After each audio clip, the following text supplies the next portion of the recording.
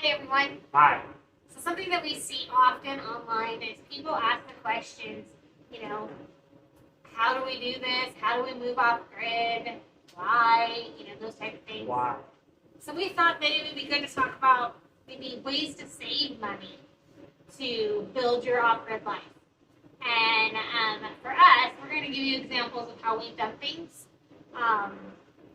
So one of the most important things, obviously, is deciding where you want to live. For us, we wanted someplace that was still warm, and we like cool, but we didn't want to be under snow 6 months a year, because obviously that type of place, we really like that state. It's beautiful, but we don't want to be under snow all the time. You can't work. We've lived in the snow. It's just too much for us. So we wanted a property that we would still get maybe a little bit of snow, and it was cool so that it wasn't always hot. But we didn't want to be too hot either. We've lived in hot. So that's how we ended up in the White Mountains of Arizona.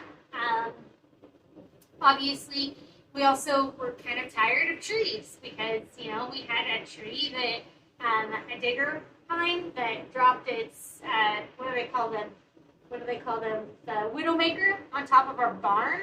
And About this big around. yeah, big branch. We had just gotten our barn repainted. We put up New siding. and it was beautiful. And freaking tree dropped a thing on it. And then we spend a lot of time every single year, raking and picking up leaves. And you spend so much time on that, you don't actually get to focus on your garden because you're spending so much time doing landscaping with everything else. So for us, we just got kind of sick of it. So that's why we chose the area we're in. Now, everybody has different reasons, and, we also wanted, smog. Smog is kind of important to our family. With our vehicles, we don't like having to adhere to those regulations. Lower taxes. Lower taxes. I mean, registration alone. Building department is very laxed. Code is very laxed.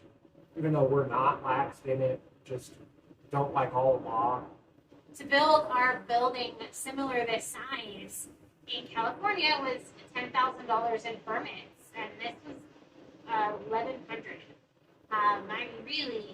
It's insane. Registration, car registration. Adam's truck was $600 a year. We paid $300 for 5 years. Again, I'm trying not to tell everybody to move here, but but these are things that were important to us, and that's why we chose where we chose. So we ended up buying our property actually before we decided to move out completely. And then, things happened and COVID, and we said, we've got to get out now. And let's put our house on the market. Let's go. And, when Adam talks about moving to bare piece of property, I was like, you're nuts. There's no way we can do this. I'm a freaking medical assistant. And, he worked in the maintenance department. And he's had many other jobs and has learned many skills. But, I sit there thinking, there's no way. But then you start thinking about it, you're like, what, we can do this. We have lots of skills. We've learned. We spent about 10 years before the actual move learning how to can, raising animals, building our property, and we did tons of renovations and did everything ourselves because we can't afford to hire people.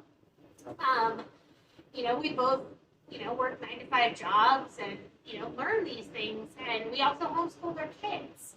And so our boys learned a lot of skills at home, and so we knew that they were at the age where they could actually help us build our new property, and they want to live with us here on the ranch. So we got 40 acres, and they plan to continue to build tiny houses or something on the property. Right now they're happy in the trailers, but eventually that is their goal, is to build tiny houses on the property with us. And My dad lives here with us, and my mother-in-law is soon to be moving out. And, it really keeps costs low when you start being with your family. Buying a piece of property there does really keep costs low. Prices are a lot higher than they were a couple years ago when we bought the property. Still manageable, still doable. Right. $10,000 more for land. Still fair enough. It's not in the hundreds of thousands of dollars.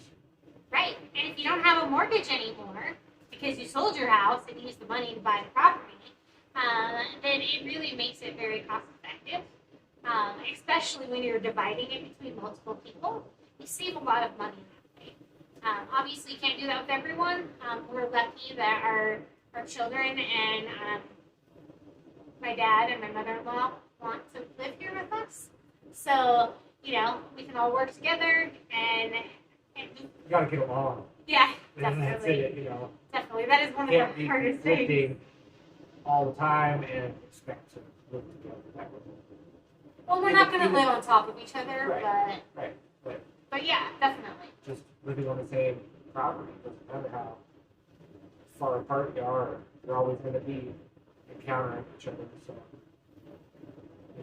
that's the one thing I would recommend is make sure that the people you can get along with and that you build a solid relationship with.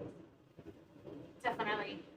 Yeah, you don't want to live with, people You that don't know off Craigslist. that too. We see that a lot online where people are wanting to move out to the piece of property and help, and then they get mad 6 months later because they're not getting a piece of the property, and that causes a lot of problems. Plus, you don't know who you're getting, and you can get thieves, and everything that you've worked really hard to create and build can just be stolen from you overnight. That's super, super scary. Yeah.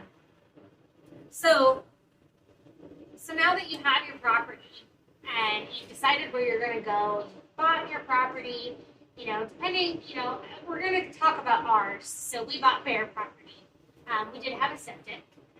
And we did have, a building, A shed. On property, just a little 8 tiny by shed. 14. Yes. 8 by 14 shed. We had a tree, and that was it. And Argosy. She's beautiful. She's old, but she's beautiful. She's actually way better than the new fifth wheel. The new fifth wheel, when you move out to their property, you got rodents, and they get into that trailer, and we have to trap them all the time. And the Argosy does not have any rodent issues at all. They're absolutely amazing. No bugs, no nothing. I think it's also insulated better too. It feels like it's warmer than the RV, the fifth wheel. So, good for Argosy making that wonderful. I don't know how they built it because I haven't taken them apart yet. But they built it really good until last. And people say that about like old washing machines. So maybe it's like the Maytag of travel trailers.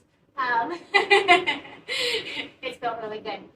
So now that you have that and you're moving out to your property, the first thing that you need to think about, which we didn't, is well.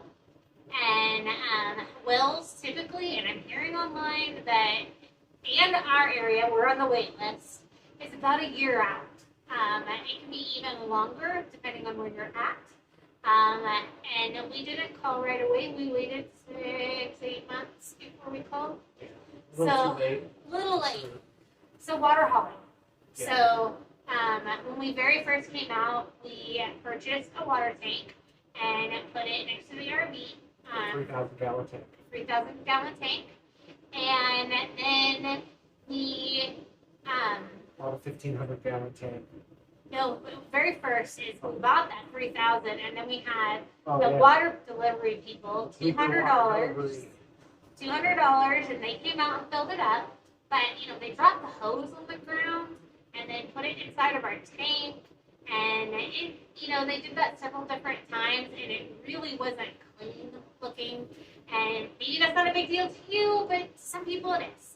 And it just, they were also kind of weird looking. So we decided that probably isn't what we wanted to do. So then we ended up buying a 1,500-gallon water tank and putting it on our trailer and hauling our own water. Big trailer. Yeah. Do that. You could get the cubes, they're called ICB totes. That would probably be best for the back of a truck or a car hauler trailer. This is an equipment hauler trailer. It's capable of like 25,000 pounds. So it can haul that 16,000 pounds worth of water, no problem. But there's also a lot of things to consider with that. Putting 16,000 pounds on a flat trailer.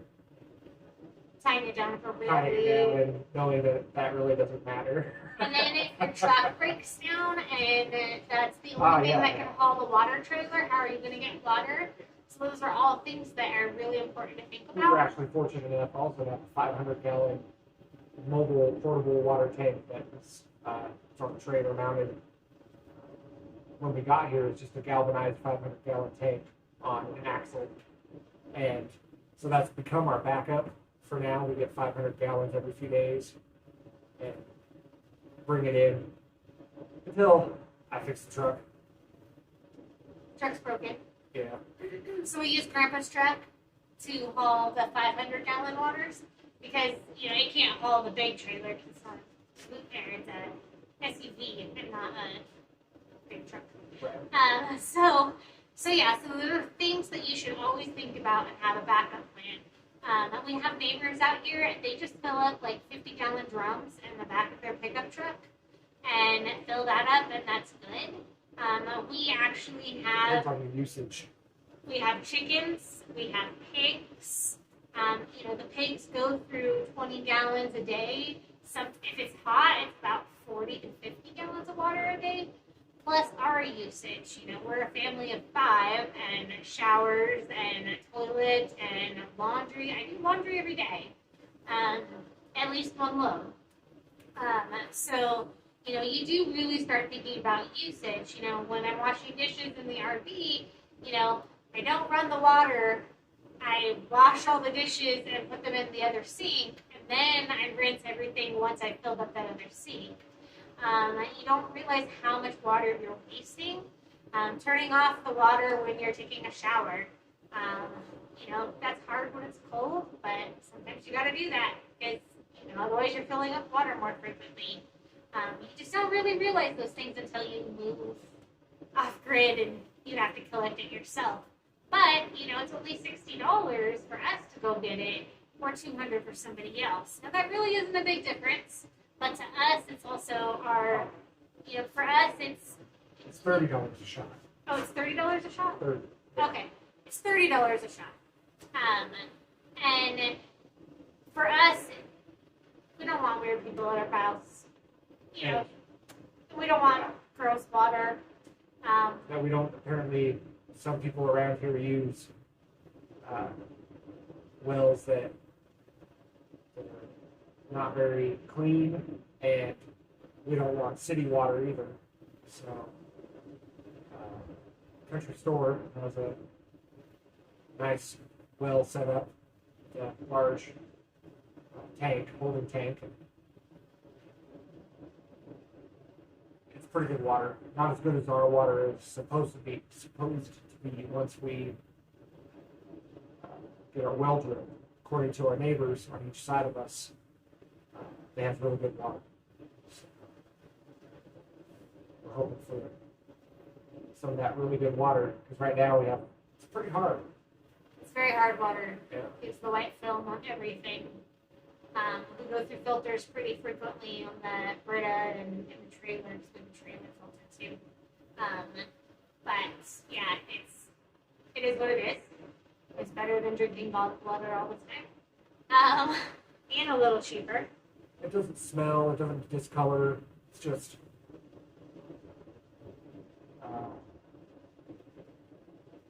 hard. hard. Yeah. We have some friends that have, they say that their well sometimes smells like sulfur. I'm not sure why that is, but they do like a system flush and it usually gets better, but we haven't experienced that. Our actual neighbors say absolutely not. The water where the aquifer that we're on top of is perfect. So we're pretty excited and we can't wait, but we're on that wait list. So until then, we haul water. Water is the most important thing to surviving. So that's why it's kind of first on our list other than finding property. So something else you need to think about is, what are you going to live in? So are you going to have an RV? Are you going to buy an RV? Are you going to buy a shipping container and make that a little house? We've actually done both. So we have two. We have a fifth wheel and then the Argosy. Grandpa's in the fifth wheel, boys are in the Argosy, and then we actually have a shipping container. It's not a Conex box. Yeah, it's like a truck shipping container that goes like on the back of a truck. It's like a 26-footer, 28 foot. And we insulated it and drywalled it. It's pretty bare. We didn't tape it or anything. And we put flooring in it. We put flooring in. We put in a ceiling fan. We put in power. And Adam and I live in there. And that's, again, temporary. As soon as we move out, then Corbin's actually going to take that over. And, you'll see in our videos eventually, he wants to roof it and make it look like a house. And, he's pretty excited about it. So he just wants us to move into the building so he can finally move in. He's fine where he's at. Yeah. So that's something you need to think about. If you buy RVs, then you can actually turn around and sell them when you're done. Or you can rent them out on your property, depending on how much property you got. So there's lots of things. That's a way to save money is, you have an investment right now, but you get a return once you're done building your actual home. So, here people buy them all the time because you're allowed to live in an RV full time here. So they go pretty quickly, especially if you fix them up. And they're really expensive. Yeah, they're not cheap. Luckily, we didn't have to buy ours. One came with the property, and the other one we brought with us. So it saved money. And that's the thing that you should also think about, too. Look at if you buy an RV. Just because if somebody's living in it full time, there's more wear and tear than an average person that just goes camping. The other thing is thinking about is insulation. If you're in a full area, then you need to make sure that thing's insulated appropriately. Otherwise, you're going to be spending a lot of money replacing the PEX tubing and the propane and because the hoses break. Let me tell you. Oh, yeah. Oh, yeah. Hoses break, lines break. It's just really fun and exciting. So saving money, you don't want to do that. So make sure you insulate it appropriately. Put skirting, insulation underneath the, what do they call that, basement, underneath the beds, putting insulation in the windows. Those are all things that will help. We even put some blankets on the windows itself. Hay, bales of hay on the outside. The bales of hay on the outside because of the winds to help. Try and trap the heat, keep it in there a little longer. And that also draws two things: rodents and cows. Yes. Cows come and they'll just destroy that bale of hay, trying to think that where's the grain inside of this hay. We're in a free-range state, so that means that if you're not fenced off, then the neighbor's cattle are in your yard. Yep. And we're not fully fenced in yet, so they find a way in. They get in. Especially when they see that bale of hay sitting there. They're turds. Or 2,000-pound tote of. We haven't found that yet here, but if they find the feed. They find the feed for the pigs. It's all over. And they haven't noticed the tote, or maybe it's in an area that they're just not really wanting to get to. They did find a hay bale next to the pig pen and just totally decimated it.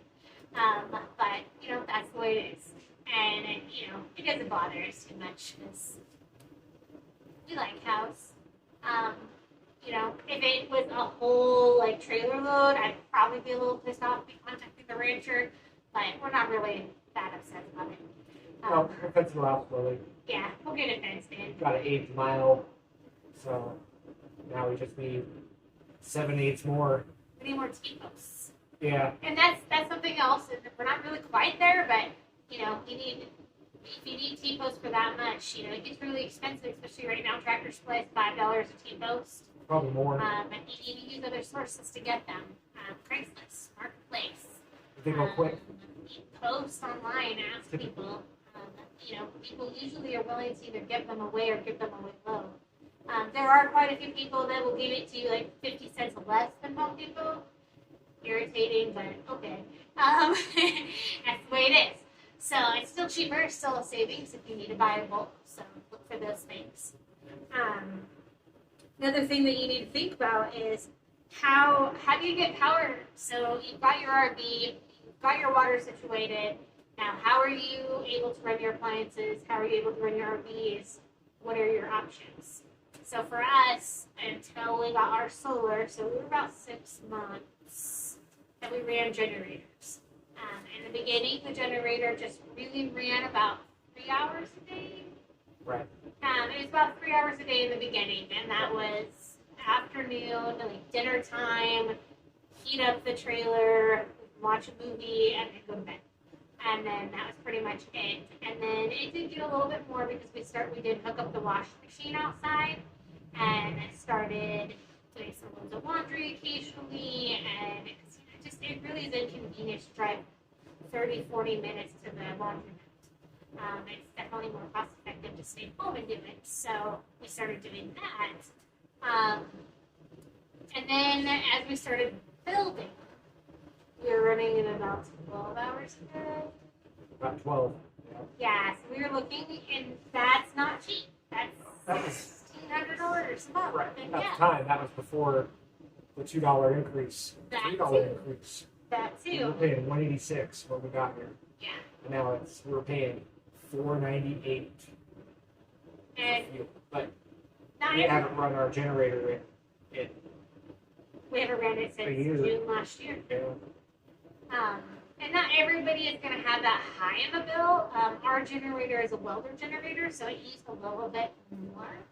And sometimes at night we would actually run, well, we did run our Harbor Freight one, which didn't use as much gas on our freezer, because when we got here, we actually had a U-Haul with our freezer in it, because we had just butchered a cow. So, we ran that a couple hours a day to keep that temperature up. Luckily, it was cold when we got here, so, the freezer was totally fine. We just packed it full of ice and just kept it cold. we just had 500 pounds of meat in there, and it stayed a solid block. And then when we powered it for 2 or 3 hours a day, it would go from basically red light to green light on the bottom. Once it hit the green light, it would shut it off. But the red light, it never dropped below like -4 degrees, and it would get down to -15 or 18. So it was always and that was just until we got our batteries installed, and then we ran the generator for at least another 3 months, keeping them charged until we got our solar installed. So those are definitely things that, you should think about. Some people like to invest in like those Harbor Freight setups, the little tiny solar panel and All depends on your need. inverter, and it really depends on what you need. The generator is very dirty, very inefficient power, and it ran to charge our batteries. It took 12 hours just on the little demand that we had at the time. We didn't have half the stuff that we have hooked up now. And do you remember that?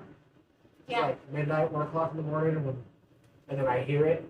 I hear like the inverters kick off and the generator changes. Yep. Yeah, it's crazy. And then we're safe to shut off because the batteries are fully charged. But it takes our solar panels 3 hours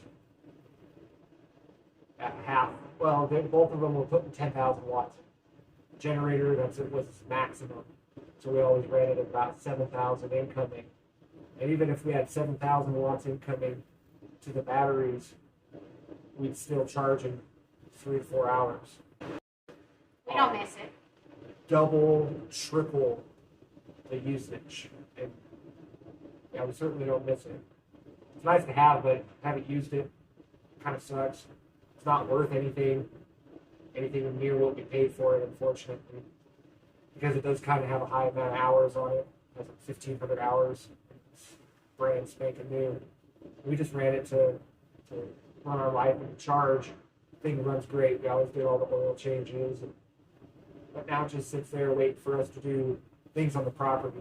I don't want to sell it. I don't want to get rid of it because that is like its own heart, its own energy source, power source that can sustain us if this goes down for some reason, if we had to. So it's still worth it to us to keep it. It's like $5,000 for some kind of insurance. So silly. And yeah, the power is about anything that we need it to power. We had the Polaris 2, and we ran that for Predator. Predator 9000.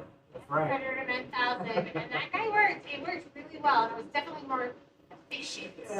Yeah, exactly. It couldn't charge. Well, I don't know. We never hooked it up to the battery. 24 hours on a tank of fuel. 24 hours straight on a tank of fuel. 5 gallons or 4 gallons or whatever they took. It's quite amazing. Yeah. Compared to the Hobart, that was another thing. Hobart uses, I don't even remember that. I want to say it's a 12-gallon tank, and it'll run you for 8 hours straight on 12 gallons. It was horrible. Yeah. Expensive too. Yeah. Which obviously ate into the budget. But that's those are things that you should think about. Things we didn't really think about was how much fuel. I think in a 6-month period, we went through almost $12,000 worth of fuel. Luckily, I know everybody can't do this, but we had sold our home and used that money to finance this. Right. But those are things that we didn't think about, so that ate into our budget, which means we're kind of at the stage right now where we're starting our home-based businesses. So another way to save money is buy used broken tools and equipment. Now, obviously, Adam can talk about this more. You need skills to be able to fix it. It's hard just to watch a YouTube video and think that you got the skill, but at the same time, you got to start somewhere. Hey, I watched a YouTube video and made a video on it, in fact, on how to fix our propane outdoor water heater. Oh, absolutely. So that totally is doable, as we talked about earlier, I never had those type of skills, but I learned how to do it. Well, what I mean by that is that there are tools out there that, almost every tool, when you pick that tool up for 10 years straight, say an angle grinder. How many people can run an angle grinder one-handed and make nice straight lines? Not very many. Not very many people. It takes so much time so much time handling that tool. It's crazy freaking. It's a little, what do you call those things? Tasmanian devil. It's yeah, it can hurt things. It can hurt you. It can fuck your whole project up if you don't know what you're doing. And that's one of the easiest things to explain. But it goes across all tools. Every tool. There are tons of tools that I don't know how to use. I can do some things on it. Bridgeport milling machine or something, but I don't know how to use that tool to its maximum capability. And you can bring that down to a level of wrenches. A lot of people don't know how to use wrenches and tools properly, hand tools. And, so that's all I mean is you got to be able to build that through thinking. You can't just go and build this without skill, without having some skill in physical understanding.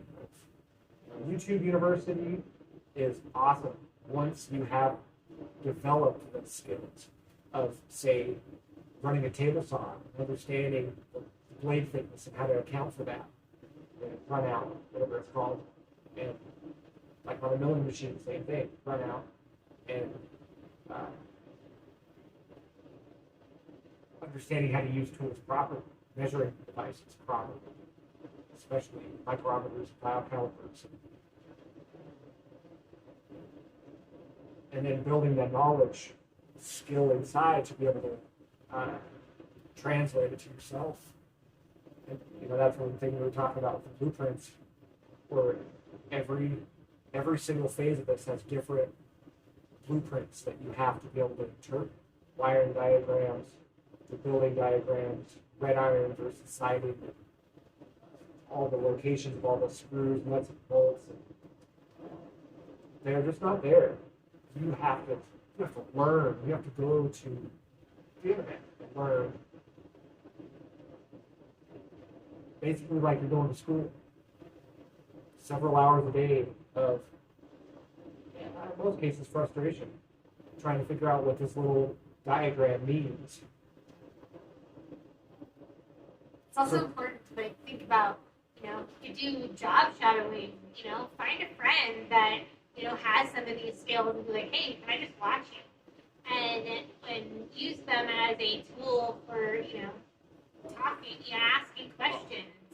Or just, it's hard if you're already at this phase. If you're not at this phase and you want to plan for it, then you need to get a job, keep it for 3 or 4 months, and quit. Go get another job, keep it for 3 or 4 months, 6 months, learn how to build skill in different areas, all different areas.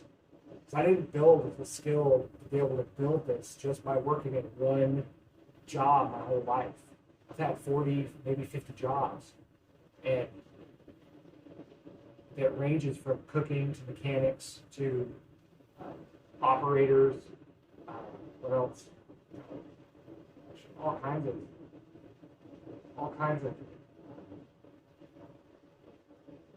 just different jobs, learning, trying, failing. You only build 1 or 2 skills when you work at one job. Welding, understanding good welds, properly lay down good welds, preparation, auto mechanics and fabrication, repairing heavy equipment, and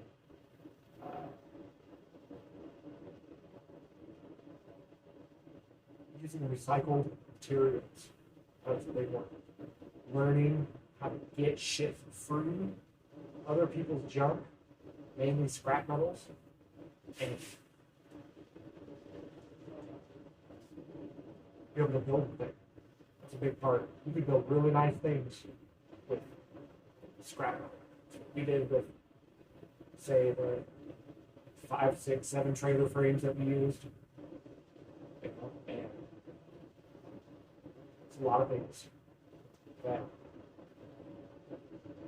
you can melt metals down. You can use certain metals for forging.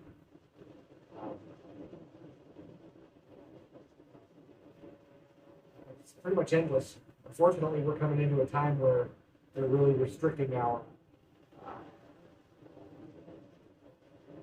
consumables. Let's say, we all can see it. The prices of everything have skyrocketed to the point where scrap metal is not as easy to come by. And like we talked about, batteries are not as cheap as they used to be. And more than that, availability. That is a big thing. If I want 1,000, 2,000, 3,000 batteries right now, I can't get it. I could probably get 1,000, maybe. I have to wait and buy them slowly because the distributors just don't have them. Everything is being restricted. You need to also talk to your neighbors and talk to, message people online. And, when we went to go get the steel,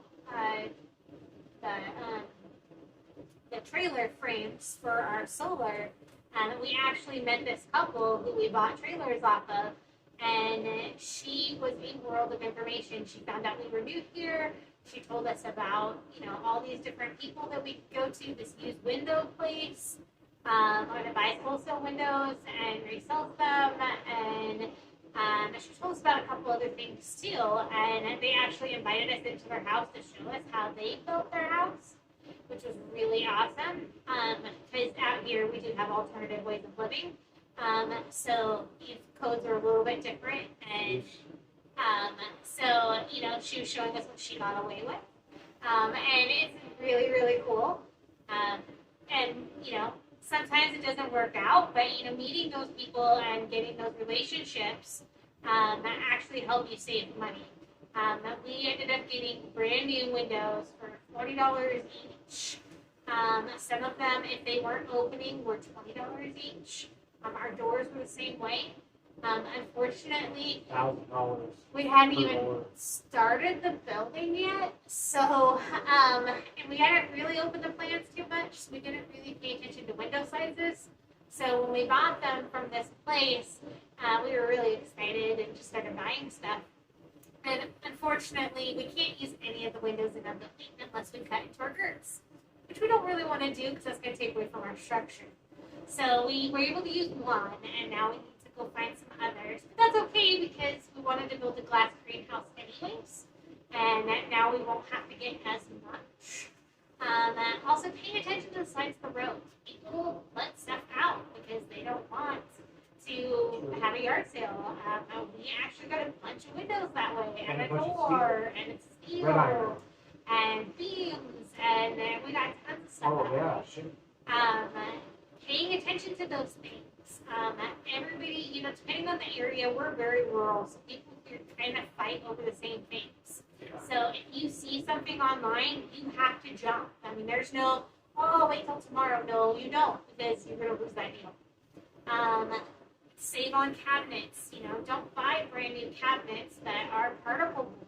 Buy the old wooden ones from somebody that's taking them out of their house and refinish them. We ended up spending $400 on our whole kitchen, where most people on a normal kitchen, you're looking $3,000. $400 is a little bit more than I wanted to pay, but it's again one of those things where I've been looking for months, and every single time they were gone within a day. So you jump, and just really paying attention to those type of things, get the best deal. Talking to people really is the biggest thing. We talk to people all the time. We find out where we can get free pallets by, putting messages online. Again, we're willing to pay for things, but obviously we want it as cheaply as we can get because. We were paying for them until we found that source. $2 to $3 a pallet. Yeah, we were paying about $2 a pallet until we found a place that we could get them free. So really just looking at all those things, again, it's hard in a rural area, and we're not as rural as other areas, but we're pretty rural here. And we have a lot of operators, so, we all want the same stuff.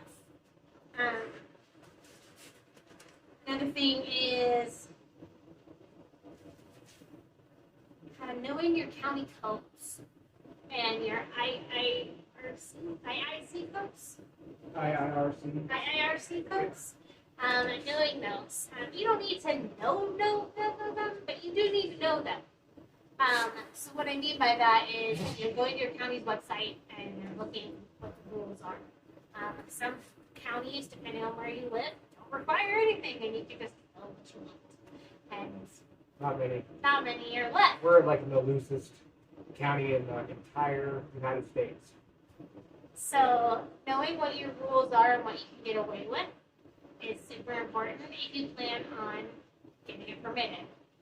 For us, we wanted it permitted for our children so that, when we pass on someday, then they'll inherit this property and they can do what they want with it. If they decide to separate, they do. If they decide to stay together, then they keep the property. But, to us, this is our investment. So we decided to permit. So then you also need to decide, probably should have mentioned this earlier, is what do you want to live in? I mean, depending on where you live, you may decide you want to stay in Harvey forever. But some people don't like that lifestyle, so you're just living in it temporary and you're going to build a building.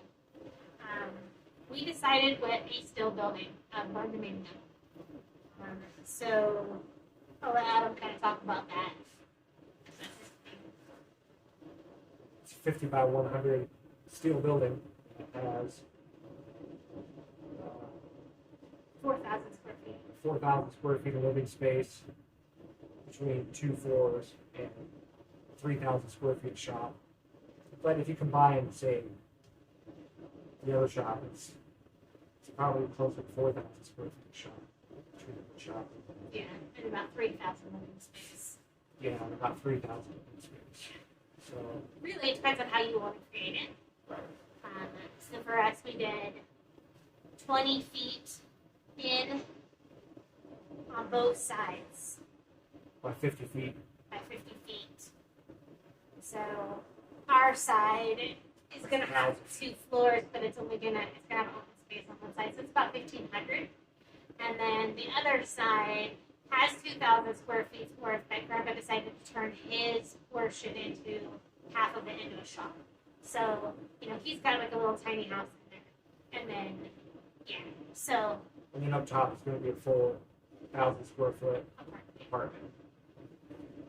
So deciding how you want to live and what you want, we were really lucky that we actually put our deposit down and paid for the building before we even moved out to the property. So we were able to get it for a discount. Well, it wasn't necessarily a discount. The guy told me that their what did he say? Their corporate price increases were going to be at the end of this next month, which was, I think we ordered it in November, and he said at the end of December, then their prices were going to increase. He didn't say what, but we paid $38,000 from shop, and that was just for the metal building in blue, the brown trim, and it came with 4 door openings, 2 bay doors, 2 man doors, and those were just shallow, or what they call it, just empty openings that we had to fill. But their prices were way too high. They wanted $1,700 per bay door, and they wanted $700 per man door. And we got the man doors for $40 each, and we built the bay doors for, I think ours were 400. That's how much it was 505.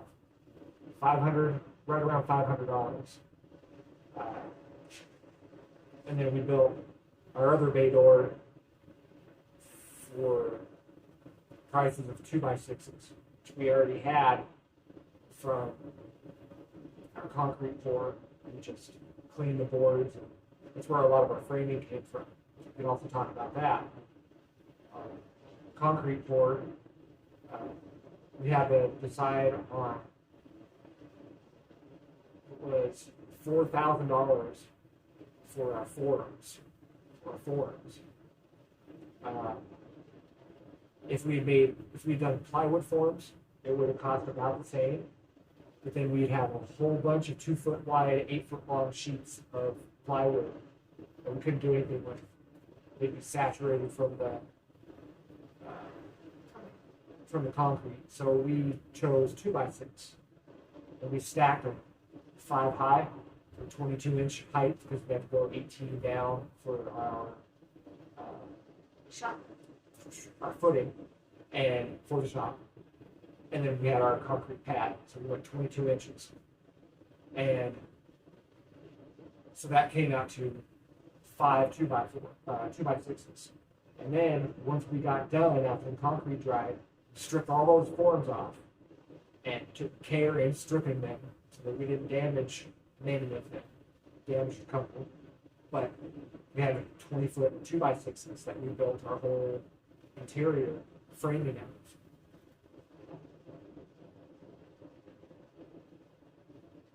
That saved a lot of money. Especially since we were only planning on spending about $1,500 on the wood, but it ended up skyrocketing right at that time that we were building the forms and paid. We went from $3 2x4s to $9 2x4s in just less than a year after we moved here. So, was it 6 months? Yeah, we started Less than building 6 it months. in like September, so still not on it or something. But yeah, so you can definitely reuse your wood. That's a big one. and then the concrete pour itself. So that is its own big beast. You know, we purchased equipment ahead of time. We purchased new equipment, actually. Dad did. Purchased a power screen and all of these things because we were going to try and tackle this 50 by 100 pad by ourselves. And then as we got closer and closer, we all got a little more freaked out. Once we actually formed it up and put the rebar in, we were pretty much like, holy shit, we can't do this ourselves. We bought a power trowel, we bought a power screen, and a whole bunch of hand tools, which we already had a bunch of hand tools, but it wasn't enough. So, And that, you know, the five of us we just didn't feel like we could do it by ourselves. So we contacted a couple local guys. First guy is the guy that was starting his own company, and he wanted $15,000. He wanted $5 a square foot. By the way, we'd already built the forms at this point. Right.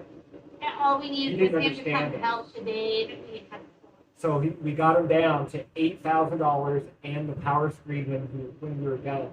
That was his final offer at us for one day. Him and four guys, 5 of us, so there would be 9 of us. Yeah. For one day tour, he wanted $8,000 and that $2,500 power screen. So we couldn't do that. So we moved on. So once again, I went to Marketplace. I didn't go to Marketplace. I actually went to just a forum on Facebook, and you know, a group of our neighbors basically. And I sent a message saying, "Hey, I'm looking for some concrete guys that work weekends and that like to do extra work." And one of the concrete guys' wives reached out to me, and he ended up bringing 4 friends. 4 friends. Four friends, and they were like $250 each. And they came out the day before, and they helped us. They brought 2 trowels. They brought 2 trowels. They were scared to use our power screen, so our brand new power screen just sat here and didn't get used. We also had some other tools that were the same thing that never got used because they brought all their own, and they did a great job. Something to think about, you know, I see this happen a lot online, is that when you hire somebody like that, then people tend to go and badmouth them online. And you kind of have to expect, if you're paying a company, you expect them to do the best job possible. You're paying the $8,000, so I don't want any cracks in my thing. I want you to do all the work. $15,000. I want all these things. But if you're being cheap like us, then at the end, if you end up with cracks, that's just kind of the way it is. Or not a polished floor. Or not a polished floor. You see a couple little trowel marks. That's just the way it is. Probably covered with flooring. It can be covered with flooring. You can rent one of those tools from Home Depot to clean it up. Those type of things. 50 feet by 100 feet, and we're flat within about a half inch. Our forms were flat within a quarter or within an eighth of an inch, I think. But, I think I calculated it out to some crazy. It was 103 yards, and that came out to be. It was either 250,000 pounds of concrete or it was 550,000 pounds of concrete.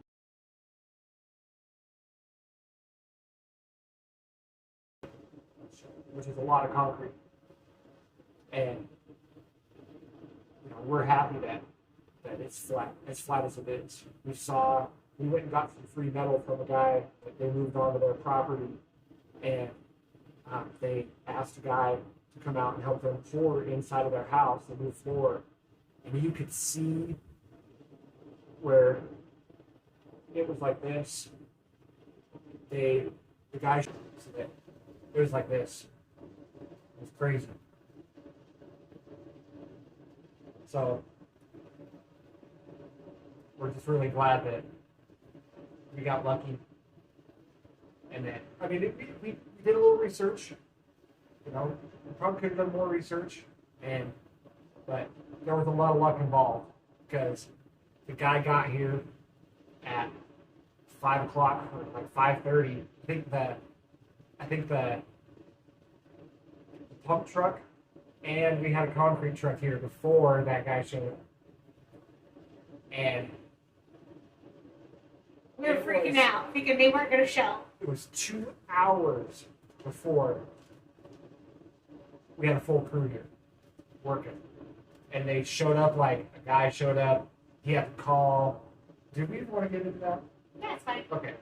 We had to call and say, hey man, I got this job here, this guy, blah, blah, blah. And an hour later, More guys showed up. more guys. Some guy brought before they were using a 2x4 as a screen, and then they brought a magnesium screen, and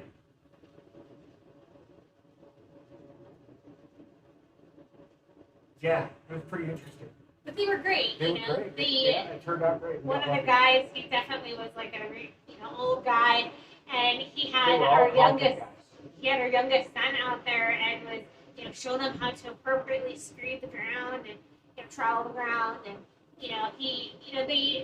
they were great. They did a good job, and we were very happy. It cost us $1,000, but we were very happy with paying $1,000 versus 15 to 8.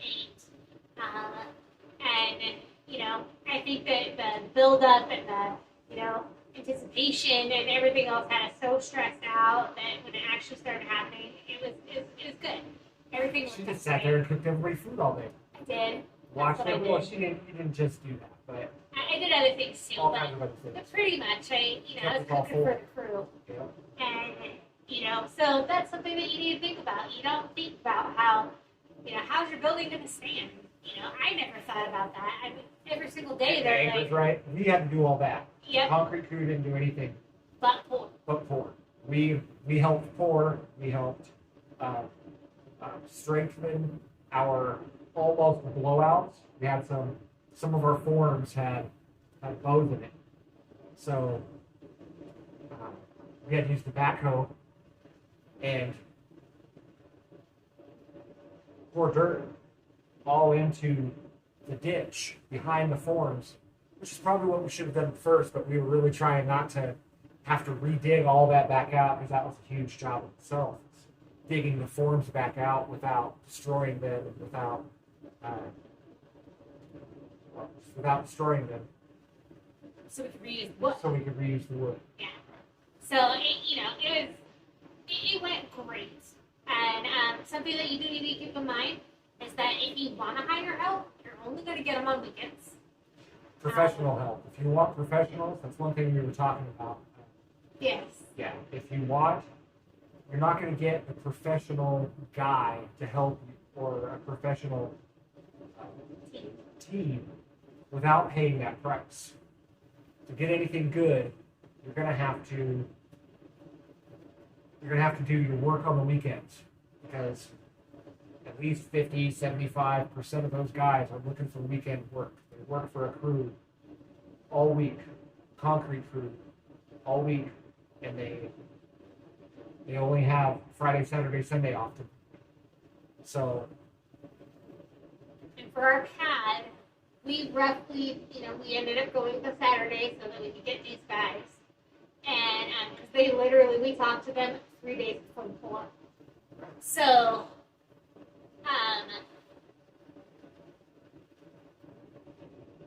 3 days before the pour. So, So Saturdays, if you end up having concrete guys come on a Saturday, your concrete is going to be more expensive. So most concrete companies, your pump trucks, they'd hire a pump truck. Because the pad was so big, in order to get the concrete out the middle, we had to have a pump truck. So we spent probably about $2,000 more to do it on a week. yeah. We still saved, but weekends it's a ton of money. We had 11 trucks, 14 trucks, We had 11. 10 trucks technically. Okay. Each truck held 11 yards, and then our last truck, which was way over. And not everybody is going to have to do as thick of a pad as we did. We did a thick pad because one, we didn't know future we wanted to do a second floor, and we'd rather be prepared and have that depthness. We also needed it because there's going to be lifts in the shop, automotive lifts, so we had to make sure that the concrete was thick enough to sustain those. And vehicles, tobacco coming in and out, everything. It's pretty low PSI, and it's also kind of low PSI concrete. It's whatever the minimum was, which I think was 2,500 PSI. And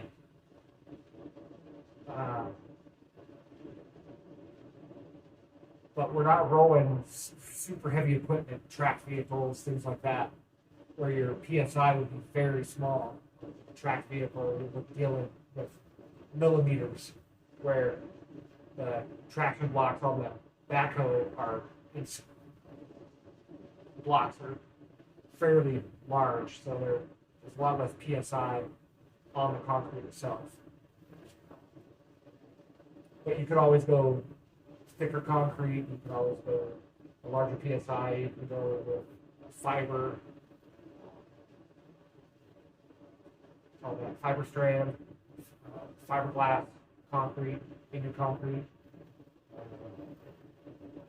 A lot of different things to make it strong as hard as you want. So then, then we had obviously we had all these tools that we didn't use to turn around and sell them, and and that was really hard. So I wouldn't recommend that. We actually had a really hard time selling them, and we actually ended up selling them for like just $1,000 less than what we paid for. Yeah. Which is crazy. It's like half the price. We had a really hard time selling those items, so it was a little frustrating, but it is what it is.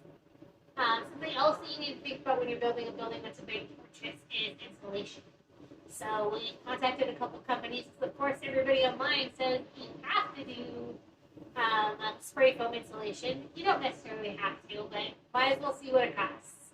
We contacted a couple companies. One company quoted us $36,000 to do the insulation. Another was another one.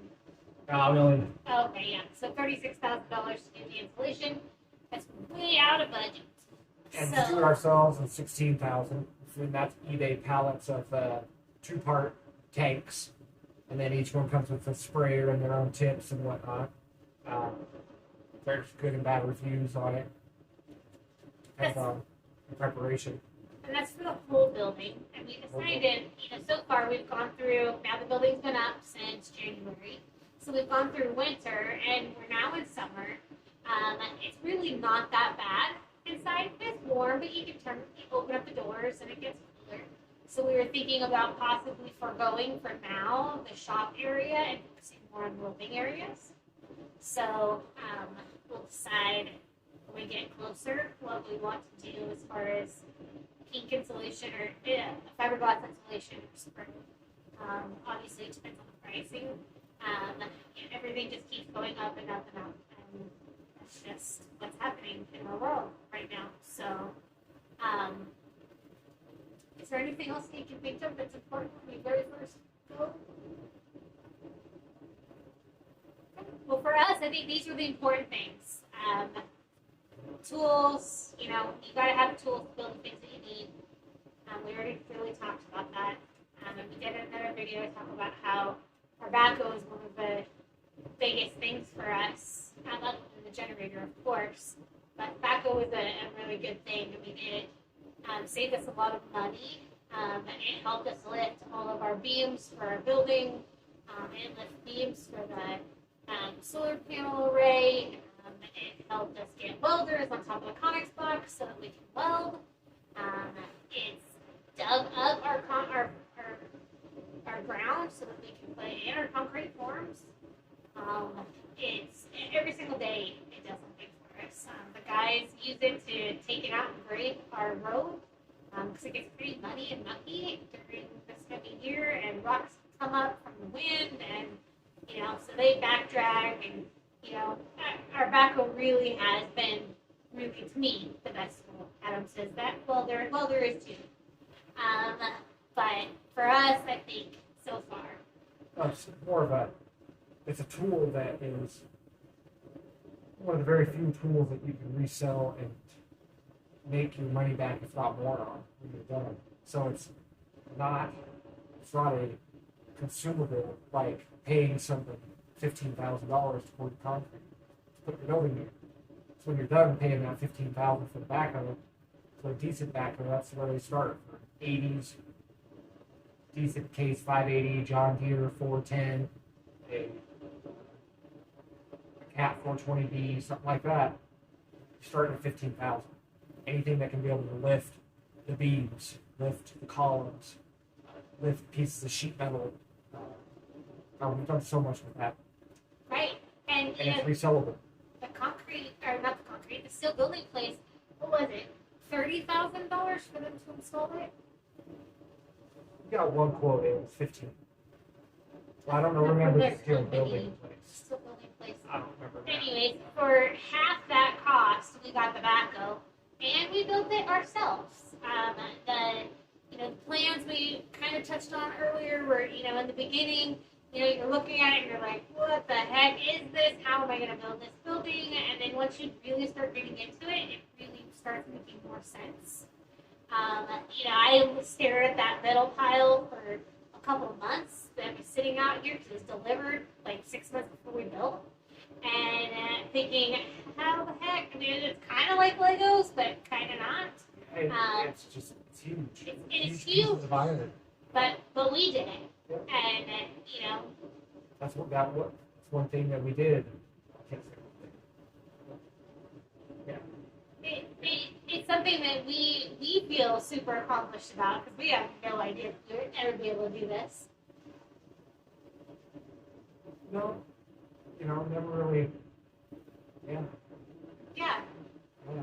It's definitely an accomplishment. It's not that I didn't ever think I could do it, but definitely 10 years ago I didn't think I could do it and be successful at this. So it just takes building skill, working hard, and understanding. Just trying to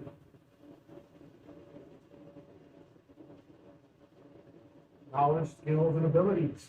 Just building that platform, I guess, is the easiest thing to say. That is the most important thing. So those are the most important things for us, I think. If there's anything else that you can think of that you think should be on our list, send us a message. Send us a comment. Don't forget to like and share. And that's really Subscribe. Thank you.